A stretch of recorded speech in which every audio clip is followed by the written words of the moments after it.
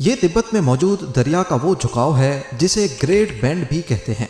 यारलंग ज़ेंगपो river में एक शानदार यू टर्न जो अपना रास्ता बदलकर पानी को इंडिया और बांग्लादेश की तरफ लेकर जाता है, जहां इसी रिवर को ब्रह्मपुत्रा कहा जाता है। इंडिया में इसका नाम चाहे जो कुछ भी हो, इससे चाइना को कोई लेना देना नहीं।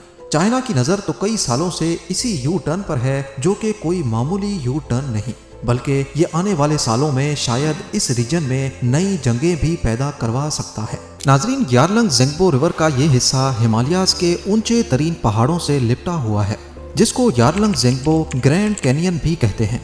लंबाई में ये वादी 505 किलोमीटर तक फैली हुई है, जो एरिज़ोना के द ग्रैंड कैनियन से 50 किलोमीटर बड़ी और 3 गुना गहरी है। कैनियन दरअसल किसी भी वादी को कहते हैं जिसके बीच से पानी गुजर रहा हो। इस वादी का फायदा उठाते हुए चाइना ने यहाँ पर दुनिया का सबसे ताकतवर डैम बनाने का फैसला किया है, ठीक इस जगह पर जो दुनिया की सबसे रिमोट लोकेशन है। इस यू टर्न पर पिछले 20 सालों से चाइना की नज़र है और इसकी खास बात इसकी ढलान यानी स्लोप है। ठीक इस जगह से देखा जाए तो दरिया 7000 मीटर ऊंचे पहाड़ के साथ साथ होता हुआ एक यू टर्न बनाकर पहाड़ की दूसरी साइड से वापस आता है। मजे की बात यह है कि ठीक इस लोकेशन पर दरिया की ऊंचाई 2870 मीटर है, लेकिन यू टर्न करने के बाद ठीक इस जगह पर दरिया की ऊंचाई सिर्फ 870 मीटर रह जाती है। ये करीब 2000 मीटर की स्लोप बनती है, यानी पहाड़ के वेस्ट में वही दरिया जो 2870 मीटर ऊपर बह रहा था, वही दरिया सिर्फ थोड़ा सा फासला तय करने के बाद 2000 मीटर नीचे आ जाता है। चाइनीज एक्सपर्ट्स ने यहाँ डैम बनाने के कई प्रपोजल्स दे रखे हैं, जिसमें से एक है इस 7000 मीटर ऊंचे पहाड़ के बीच टनल खोदकर हाइड्रो पावर स्टेशन बनाना।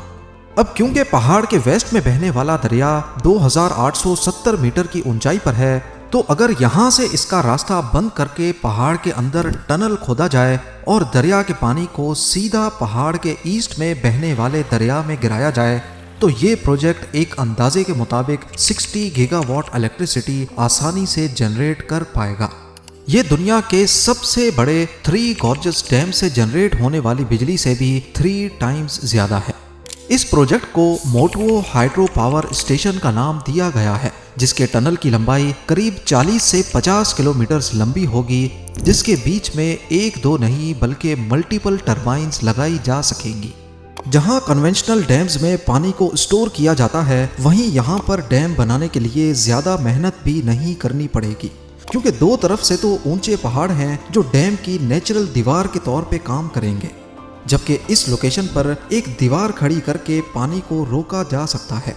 अब अगर यही दीवार पर टरबाइन लगाकर पानी को परली साइड पे गिराया गया, तो सिर्फ ये 200 मीटर ही नीचे गिरेगा, जिससे कम फोर्स जनरेट होगी और अल्टीमेटली कम बिजली बनेगी।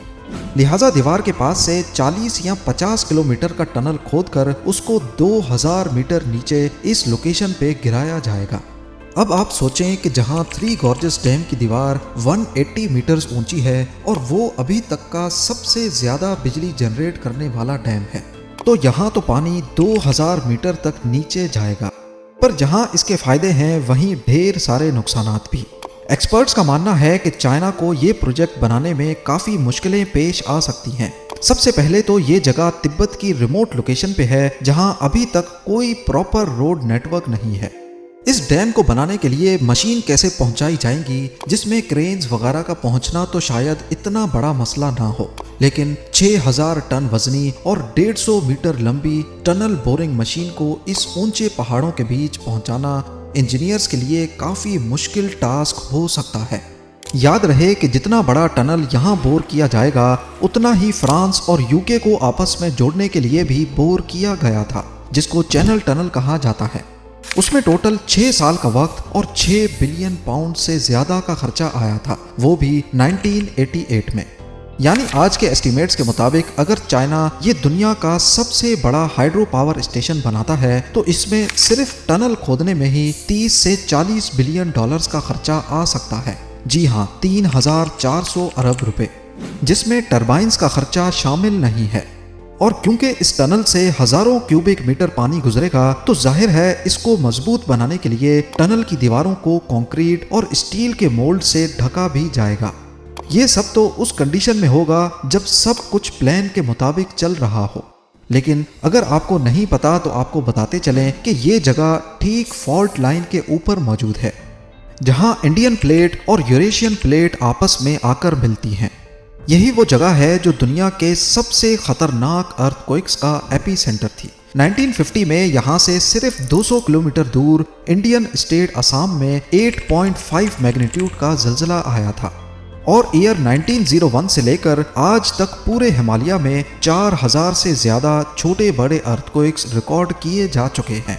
एक्सपर्ट्स का मानना है कि वो डैम्स जिनकी ऊंचाई 100 मीटर से ज़्यादा है और वो फॉल्ट लाइन पे मौजूद हों तो वो आसानी से 6 मैग्नीट्यूड का ज़लज़ला पैदा कर सकते हैं, क्योंकि वो अर्थ का नेचुरल वेट शिफ्ट खराब कर देते हैं, जिसकी वजह से नीचे मौजूद टेक्टोनिक प्लेट्स को भी उस हिसाब से एडजस्ट होना पड़ता है। इसके अलावा ये एरिया जहां मोटुओ हाइड्रो पावर स्टेशन का प्रपोजल दिया गया है, ये जानलेवा लैंडस्लाइड्स का गढ़ भी है। 2021 में यहाँ लैंडस्लाइड की वजह से यारलंग ज़ेंगबो रिवर का एक हिस्सा ब्लॉक हो गया था, जिसकी वजह से पानी को अपना रास्ता बदलना पड़ा। इसी एरिया में इंडियन हिमालय में भी लैंडस्लाइड्स की वजह से फ्लैश फ्लड्स ट्रिगर हुए, जिसमें कई लोगों की जान गई और उसने 2 हाइड्रो पावर स्टेशंस को भी नुकसान पहुंचाया। इन सब मसलों के साथ साथ चाइना को अगर दुनिया का सबसे बड़ा हाइड्रो पावर स्टेशन बनाना है तो उसको इंडिया को भी फेस करना होगा। जैसा कि आप देख सकते हैं कि यारलंग ज़ेंगबो रिवर का वो हिस्सा जो डैम के बाद नीचे जा रहा है, कुछ ही फासले के बाद वो इंडियन स्टेट अरुणाचल प्रदेश में दाखिल हो जाता है। ये वो इंडियन स्टेट है जिसको चाइना अपना हिस्सा मानता है और इसी बात को लेकर यहाँ कई मर्तबा इंडियन और चाइनीज का क्लैश भी हो चुका है। 1960 से लेकर इंडिया और चाइना की कई बार इसी डिस्प्यूटेड एरिया को लेकर लड़ाई हो चुकी है। हाल ही में 2020 की बात है जब इंडियन और चाइनीज सोल्जर्स के बीच गलवान वैली में एक झड़प देखी गई, जिसकी वजह से एक जवान की मौत भी हुई। तो कहने का मकसद सिर्फ इतना है कि इस रीजन में हालात काफ़ी कशीदा हैं और ठीक डिस्प्यूटेड बॉर्डर से 50 किलोमीटर दूर दुनिया का सबसे बड़ा डैम बनाना खतरे से खाली नहीं होगा, क्योंकि इंडिया और चाइना दोनों न्यूक्लियर पावर कंट्रीज हैं। यहाँ डैम बनाने की वजह से चाइना का इंडिया और बांग्लादेश में जाने वाले पानी पर भी फुल कंट्रोल पैदा हो सकता है, जो चाइना अपने हथियार के तौर पे भी इस्तेमाल कर सकेगा। कुल मिलाकर बात यह है कि मोटुओ हाइड्रो पावर स्टेशन ना सिर्फ एनवायरनमेंट के लिए खतरनाक है, बल्कि इस पूरे खित्ते में नई जंगों का आगाज भी कर सकता है। तो फिर चाइना के लिए ये इतना ज़्यादा ज़रूरी ही क्यों है? देखा जाए तो आबादी के लिहाज से चाइना दुनिया का दूसरा बड़ा मुल्क है, लेकिन इलेक्ट्रिसिटी की कंजम्पशन में इसका पहला नंबर है। इंडिया, जिसकी पॉपुलेशन चाइना से भी ज़्यादा है, यहाँ सालाना बिजली की खपत 14 लाख गीगावाट्स है, जबकि चाइना की 78 लाख गीगावाट्स। इसकी मेन वजह चाइना में पाई जाने वाली फैक्ट्रीज हैं, यानी ये चाइना की बढ़ती हुई इकोनॉमी की रीढ़ की हड्डी है, जिसे चाइना किसी भी सूरत कम नहीं कर सकता। अपनी इलेक्ट्रिसिटी डिमांड्स को पूरा करने के लिए चाइना ने पूरे मुल्क में 98,000 से भी ज़्यादा हाइड्रो पावर डैम्स बना रखे हैं, लेकिन इसके बावजूद भी अभी तक चाइना की 70% इलेक्ट्रिसिटी फॉसल फ्यूल के जरिए पैदा होती है। चाइना का विजन है कि उनको 2060 तक कार्बन एमिशन पर कंट्रोल पाना है, क्योंकि जैसा कि आप सब जानते हैं कि वो वक्त दूर नहीं जब दुनिया से फॉसल फ्यूल्स का खात्मा हो जाएगा। तो अगर 2060 तक चाइना ने अपनी डिपेंडेंसी फॉसल फ्यूल्स पर से ख़त्म ना की तो वो अपना ये मकाम खो सकता है। मोटुओ हाइड्रो पावर स्टेशन, जो कि 60 गीगावाट इलेक्ट्रिसिटी जनरेट करेगा, वो चाइना की 78 लाख गीगावाट की खपत के सामने ऐसे ही है जैसे डूबते को तिनके का सहारा। एक्सपर्ट्स का ख्याल है कि अगर चाइना को फॉसल फ्यूल पर से डिपेंडेंसी ख़त्म करनी है तो उनको डैम्स के साथ साथ दूसरे ग्रीन एनर्जी के सोर्सेज पर भी काम करना होगा, तब जाकर वो अपनी डिमांड्स को पूरा कर पाएगा। आप लोगों के प्यार भरे कमेंट्स का बेहद शुक्रिया। मिलते हैं अगली शानदार वीडियो में।